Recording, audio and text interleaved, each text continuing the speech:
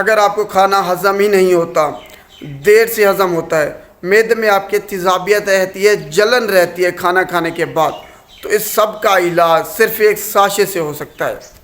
आज हम डाइगैस antacid suspension liquid sachet इसके बारे में बात करेंगे, तफसीलन गुफ्तगू करेंगे। सबसे पहले इसका जेनेरिक फार्मूला देख लेते हैं।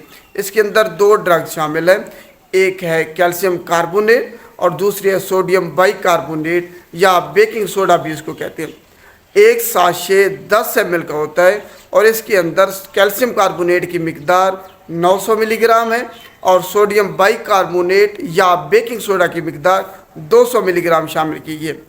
तेज़ाबियत, सीने की जलन, खट्टे डकार आना, खाना आपका ऐसे लगना मुंह से बह आता है या फिर आपका खाना हज़म ही नहीं हो रहा, इस सब का इलाज ये साशे कर सकता है।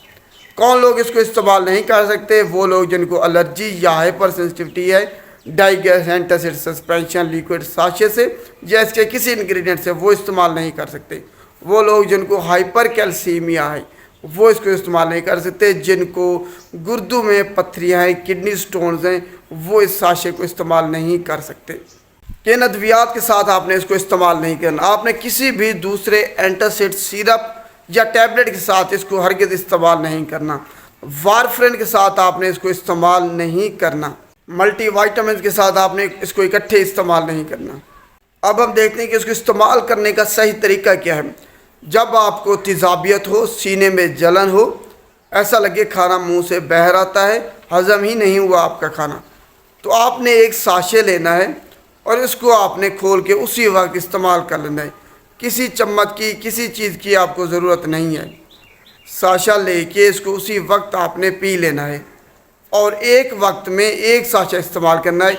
एक से ज़्यादा साशा एक वक्त में आपने इसको इस्तेमाल हरगिज़ नहीं करना।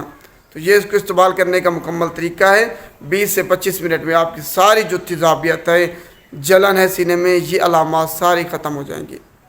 आखिर में हम इसकी एडवर्स ड्रग रिएक्शन मुदरसियत असरात के बारे में बात करते हैं कि वो क्या क्या हो सकते हैं। आपके पेट में गैस हो सकती है, कब्ज़ हो सकती है, आपको हार्ट अटैक हो सकता है, हाइपर कैल्सीमिया हो सकता है, हाइपर फास्फेटीमिया हो सकता है। इसको इस्तेमाल करने के बाद एलर्जिक रिएक्शन हो सकता है, आपके जिस्म पर रैशेज़ हो सकते हैं और किडनी स्टोन्स हो सकते हैं। गुर्दों में पत्थरी होने के चांसेस बहुत ज़्यादा हो जाते हैं इस साशे को इस्तेमाल करने के बाद। तो ये इसकी एडवर्स रिएक्शन है। उम्मीद है आपको तफसीलन समझ आ गई होगी। अगर आपके मैदे में जलन है, तेज़ाबियत है, खट्टे डकार आ रहे हैं, तो उसको आपने साशे को इस्तेमाल कैसे करना। शुक्रिया।